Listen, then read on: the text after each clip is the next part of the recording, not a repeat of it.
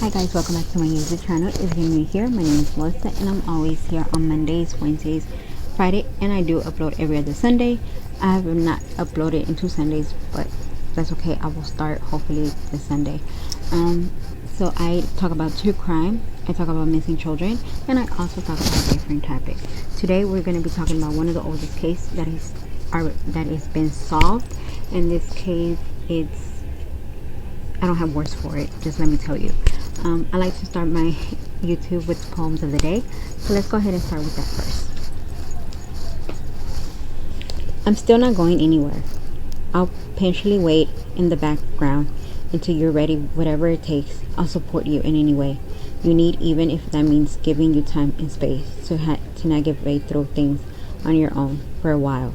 I'm right here if you need me. And that is the poem of the day. So like I said, I am going to be talking about the one oldest cold case that got solved. Sorry guys, it's Monday. It's Monday. It's still Monday. But yeah, anyways, we're gonna be talking about this case. And guys, I don't have words for this case. The person that did it, he's something special. I'm just gonna say that. But let's go ahead and get started. So we're going to be talking about Gerald Mason, and yeah, let me tell you a little bit about him, and then you could tell me in the comments below, what do y'all think? Did he really feel remorse for doing what he did, or he just felt remorse for getting caught? Let me know. Gerald Mason was born January 31st in 1934. He did pass away in January 22nd, 2017.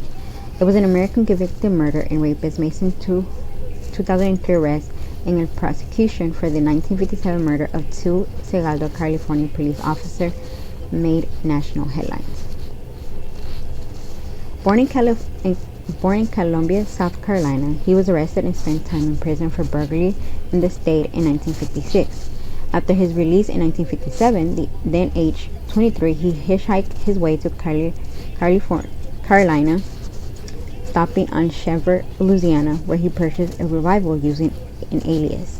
He later stated that it was purchased for protection while hitchhiking. Oh, before I forget, I do have a warning, and it's going to be mentioning rape. So if you're not comfortable with hearing about rape, that's fine. You can go ahead and click out, and I'll see you on another video. In Hartshorn, California, Mason came up 4 teenagers at a local lover lane. Drawing his revolver, Mason forced 2 couples to strip down to their underwear and blindfold them. He then raped one of the girls, leaving the teens alive as they were. Mason then drove off in their 1959 Ford Saturn, ran a red light, and was pulled over by officers Richard Phillips and Milton Curtis of the Segundo Police Department. Mason later recalled, quote, "I thought if I don't get them, they're not gonna get me. So when the officer turned away from me, I shot both officers back in the car and drove away." Backup in units and medical personnel arrived on the scene to find Curtis dead in his parallel car, with Phyllis lying mortally wounded in the ground. Both had been shot 3 times. Meanwhile, Mason, who had been wounded by a bullet from Officer Phyllis, dumped the car and fell through numerous backyards before hitchhiking his way to safety. The murders of Officer Phillips encouraged touch-off and homicide investigation that continued for almost half a century. In 1960, the murder weapon was recovered a mile from the crime and backyard. The serial number was traced to a purchase of Sears in Shreveport, Louisiana, under the alias George D. Wilson. The signature was matched to Wilson's signature on a YMCA receipt located near the Sears store. A Segundo detective proceeded to track down every George D. Wilson in the United States. However, all were ruled out and the investigation went cold. For the next 45 years, Mason was a law-abiding citizen, never getting so much as a parking ticket. He owned 2 service stations, had married and raised family, and he was later described by friends and neighbors as friendly and hopeful. In 2002, when the advance in computerized fingerprint technology, the FBI decided to extend the system to include prints collected during arrests in all 50 states. A match based on the potential left thumb prints lifted from the steering wheel of the stolen car came back up a man convicted of burglary in 1956 in Colombia.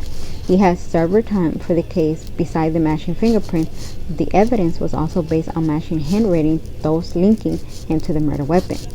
Police located Mason, who had returned to and was still living in his hometown of Columbia, South Carolina. He was a wealthy retired grandfather, quietly living in his family in a suburban neighborhood. Then in January 2003, a large group of police officers called at his door. Mason was completely shocked and had asked why they were there. When the police officer had said, quote, "We are from the El Segundo Police Department and Los Angeles County Sheriff's Department." Mason then said, quote, "You're a homicide detective. I think I need a lawyer." The police officer then told him that they were there because of the murders of 2 police officers in 1957. Horrified, Mason responded, guys, just listen to what he just said. Quote, "My God, you're here for that? That happened so long ago. I can't believe you're bothering me with that." End quote. Following his arrest, Mason was further identified by the bullet gaze around the scar on his back from the bullet fired by police Phyllis in 1957. Because remember, guys, he did get shot, so there was a bullet still in him. That got more proof that it was him who shot the police officers. Following his arrest, Mason was and confronted with so much evidence, Mason admitted to the detective that he stumbled upon the teenagers while intoxicated. Afterward, he shot both police officers in an attempt to cover up the rape, robbery, and theft of the car. Mason further told detectives, "I really don't have an explanation for why this happened. I wish I did." When asked why he had raped a 15-year-old girl, Mason responded that he no longer remembered. Mason pleaded guilty to the murders and was sentenced to 2 consecutive lifetime terms, with a minimum of 7 years. As part of the deal, the rape, robbery, and grand theft charges were dropped, which separate serving victims from having to testify and Mason's family from having to listen about he raped a teenage girl. At his sentencing hearing, Mason tearfully apologized to the family or Officer Phyllis incurred. He said, "It's possible to spread to so many people how sorry I am. I do not understand why I did this. It doesn't not fit in my life. It's not the person I am. The person I know. I did these crimes." On Segundo, detective comment, "He was remorseful, but I think he was more sad and more sorry for having been caught." Mason, 75, was turned down for parole in 2009. The 3-member board decided Mason should not come before the panel again for the minimum period of 15 years until March 2024. He would have been 90 years old. California prosecutors were determined that he would never be released. He was incarcerated in South Carolina. His plea bargain granted and approval to serve his prison sentence near his life.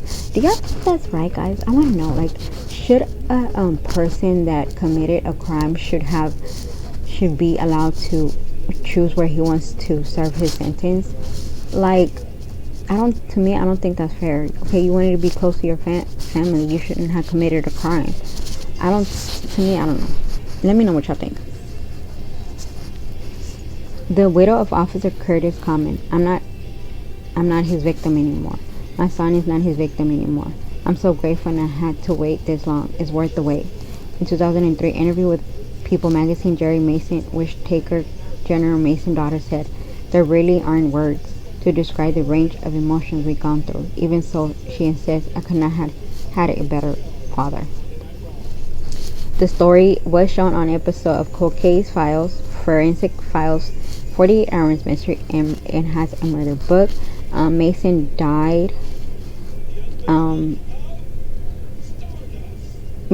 in prison in January 27th of 2017, 9 days before his 83 birthday. He spent 14 years in prison. His next parole hearing was still 7 years away.